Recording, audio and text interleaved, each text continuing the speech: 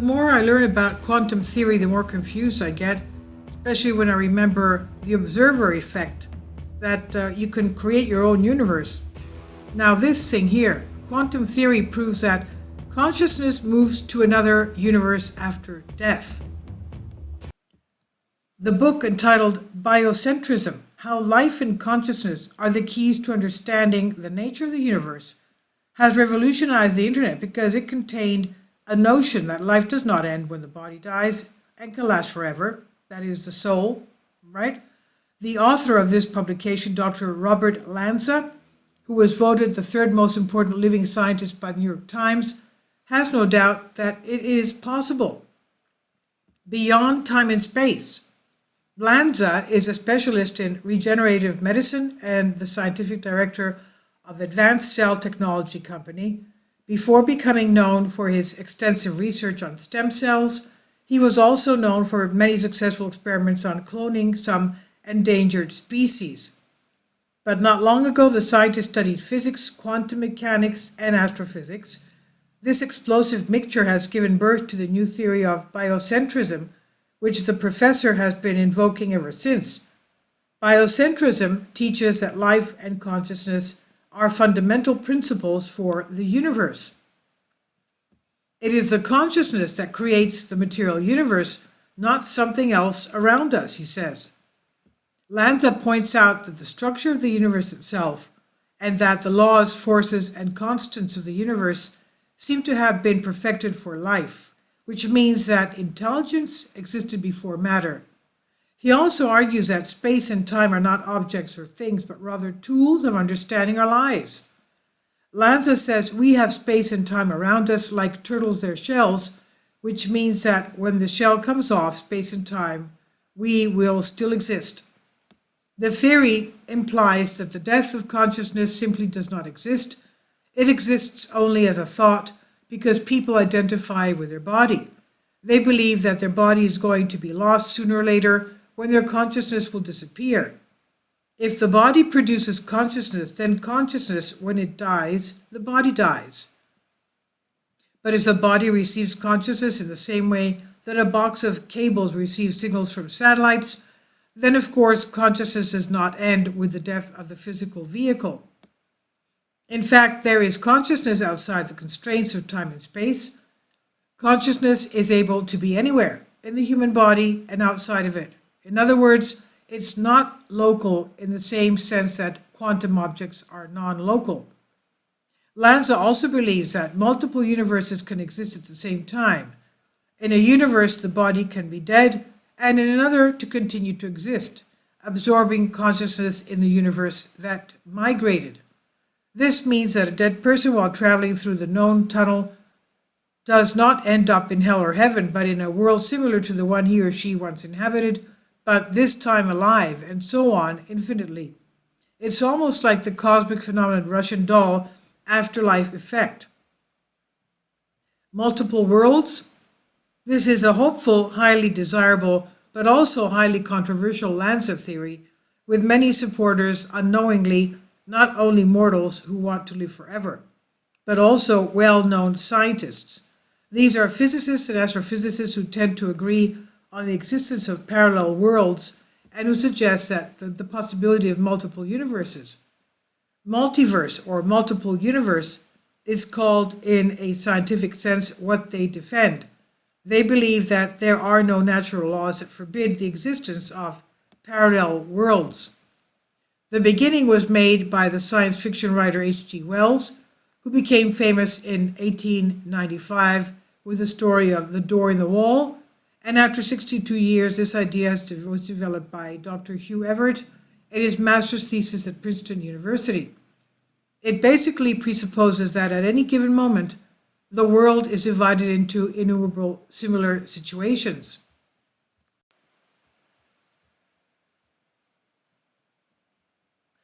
In the next moment, these newborn universes are divided into similar others. In some of these worlds, you are present, reading this article in one universe, or watching TV in another universe. The driving force in these multiple worlds is our actions, Everett explained. If we make some choices, immediately one universe splits into two with different ones containing different choices. He's talking here about the observer effect. In the 1980s, Andrei Lind, a scientist at the Lebedev Institute of Physics, developed the theory of multiple universes. He's currently a professor at Stanford University. Lind explains, space is made up of many inflated spheres, which form similar spheres, which in turn produce spheres in ever greater numbers, and so on to infinity. In the universe, they are far apart. What exists in these spheres does not know the existence of the other spheres, but they are part of the same physical universe. The fact that our universe is not alone is supported by data received from the Planck Space Telescope. Using the data, scientists have created the most accurate map of microwave background radiation, called cosmic relic background radiation, which has remained since the beginning of our universe. They also found that the universe has many black recesses corresponding to a few holes and extensive gaps. Microwave background radiation is part and not the whole of background radiation. Microwave background radiation, or cosmic background microwave radiation, is called the trace or residual of radiation emitted at extreme temperatures when it emits high temperatures. Theoretical physicist Laura Mersini-Houghton of the University of North Carolina and her colleagues argue that existing microwave background anomalies are due to the fact that our universe is affected by other nearby universes. Both holes and gaps are a direct result of the effect on our universe from other neighboring universes, she claims. Now about the soul. Well, there are plenty of places or other universes where our soul could migrate after death, according to the theory of neo-biocentrism. But is there a soul? Is there a scientific theory of consciousness that could support such a claim? According to Dr. Stuart Hameroff, a mortal experience occurs when quantum information residing in the nervous system leaves the body and is scattered throughout the universe. In contrast to the materialist theories of consciousness, Dr. Hameroff offers an alternative explanation of consciousness which may be accepted by both the rational scientific mind and personal intuition. Quantum. The term quantum refers to a dimensionless unit of quantity, an amount of something as a unit of light, and to a minimum quantity secreted by a neurotransmitter in particular. Consciousness resides, according to Stewart and the British physicist Sir Roger Penrose, in microtubules of brain cells, which are the basic sites of quantum processing. After death, this information is released from your body, which means that your consciousness goes with it. They argue that the experience of our consciousness is the result of the effects of quantum gravity on these microtubules, a theory they called orchestrated objective reduction, or OR. Consciousness, or at least proto-consciousness, is theorized by them to be a fundamental property of the universe, which was present from the very first moment of the universe during the Big Bang. Quote, in such a system, first consciousness experience is a key property of physical reality approached in a quantum process related to brain activity, end quote. Our brain produces reality as long as the mind creates a thought, and it will immediately look for one of the billions of ways for it to manifest on a physical level. So one would say man is designed to imitate the creation of the universe itself, and the function of its mind that gives it these results is its imagination. Scientists not only interpret the material world, but also lead us to very deep into spirituality. Then we are not part of the universe, but participants. If thoughts are not random reactions of neurons, then consciousness is much more than an anatomical coincidence. Our souls are actually made up of the very structure of the universe and can exist from the beginning of time. Our brains are merely receptors and enhancers for the first consciousness that is inherent in the structures of space-time.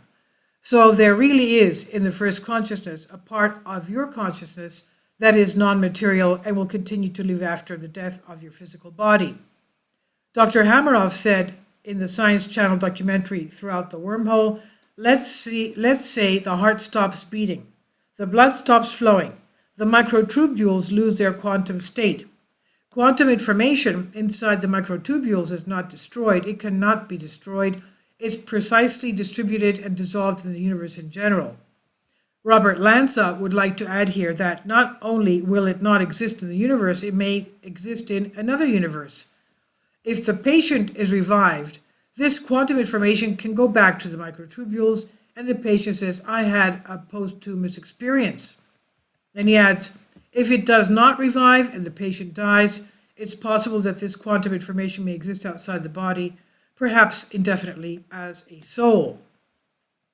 This hypothesis of quantum consciousness explains things like mortal experiences, astral projection, extracorporeal experiences, and even reincarnation without having to resort to religious ideology. The energy of your consciousness may return again to a different organism at some point, and meanwhile exists outside the physical body, another level of reality, and possibly in another universe. Robert Lanza on biocentrism. Patricia Churchland, an internationally renowned philosopher and renowned researcher in cognitive neuroscience, has catalyzed among almost all the theoretical premise of Penrose and Hamerof's view. First of all, he argues that microtubules are present in all cells of our body and not exclusively in the brain. So either the brain cells are not related to the mental functions, or the mental phenomena are produced by all our cells and not exclusively in our brain.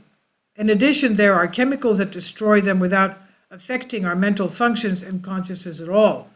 Conversely, various anesthetic drugs can temporarily extinguish our consciousness without affecting the structure or function of the microtubules at all. Despite the unfamiliar but powerful mathematical language of quantum concepts and abstract quantum mechanical explanations, the problem of the emergence of the human mind and consciousness remains unsolved and certainly opens to tomorrow's scientific research. This is through revealing the ninth wave, and I've translated this for you from a Greek article. Please leave your comments, and thank you for your support. Kindly support my Patreon account. The daily posts are 5 videos daily, and they are totally different from what I have on my YouTube channel.